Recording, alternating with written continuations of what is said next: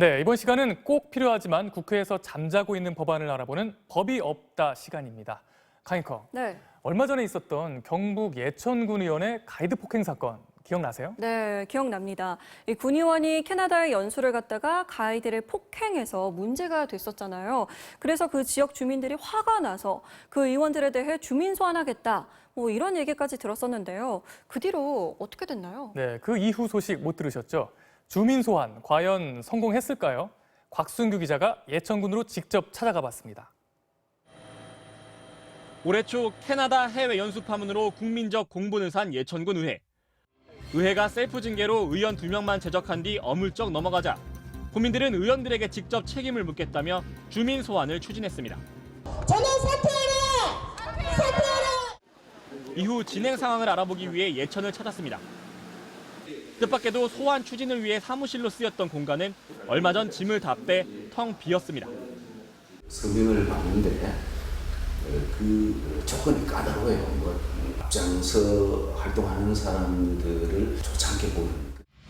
얼굴에 피가 흐르도록 가이드를 때리고 여성 접대부가 있는 술집의 방문을 요구하는 등 갖가지 추태를 일으킨 의회의 책임을 묻는 것조차 현실의 벽에 막혀 실패했던 겁니다.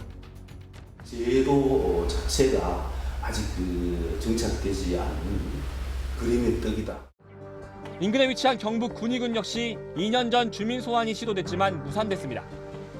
당시 군수의 공항 유치 결정이 졸속 행정이라며 반발한 국민들은 소환 청구 조건을 충족하는 서명을 모았습니다.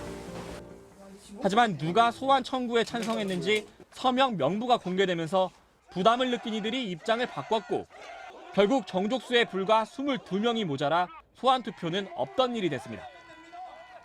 이 서명부 열람 과정에서 자신의 이름이 노출될까 봐 서명부에서 이름을 삭제해달라고 요청하는 사례가 있기도 했습니다. 주민소환제는 크게 2단계로 구분됩니다. 먼저 종이에 서명을 받아 소환 투표를 청구하면 실제 투표를 통해서 소환 여부가 결정됩니다.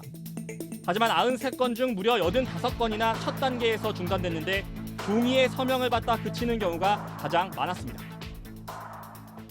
네, 경북 예천에서 직접 취재하고 온 곽순규 기자 지금 스튜디오에 나와 있습니다. 안녕하세요. 안녕하세요. 예. 근데 그 서명을 받는다는 것 자체가 너무 어려워 보이더라고요.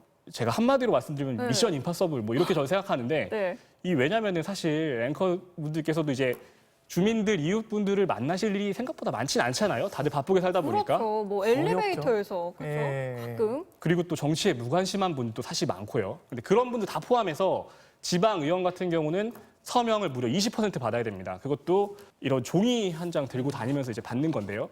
이게 굉장히 어렵거든요. 한 번 성공했습니다. 그 이후에 지금 12년째 성공한 사례가 없습니다. 아, 그러니까 12년 전에 한 번 성공했던. 네, 맞습니다. 네. 그때는 그럼 소환을 해서 어떻게 된 거예요, 그다음에? 이 투표를 해서 소환으로 결정 나면 그 즉시 퇴출됩니다. 아. 직을 잃게 돼요.